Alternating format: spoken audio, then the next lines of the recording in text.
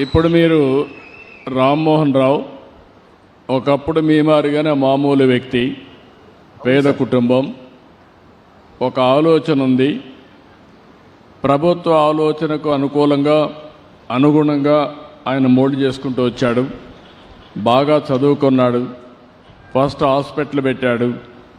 ఇప్పుడు ఉండడానికి ఇల్లు లేదు, సరిగా కూడా తిండి లేని కుటుంబం నుంచి వచ్చి కసిగా పనిచేశాడు. 500 కోట్ల రూపాయలు నెట్వర్త్ అంటే కొన్ని వేల కోట్ల రూపాయలు పెట్టుబడి పెట్టే స్థాయికి వచ్చాడు. ఒకసారి జీవితంలో కొంత స్థిరపడితే ఆకాశమే అద్దుగా ఎదిగే అవకాశం ఉంటుంది. దానికి చిరునామాగా రామ్మోహన్ రావు గారు తయారయ్యారు.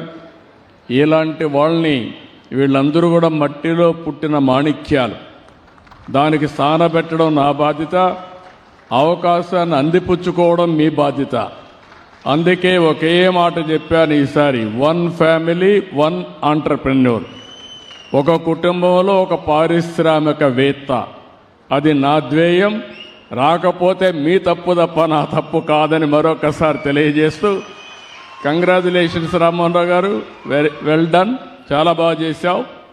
నీలాంటి వాళ్ళందరూ 10 మందిని మోటివేట్ చేయాలి, స్ఫూర్తినివ్వాలి. కంగ్రాట్స్.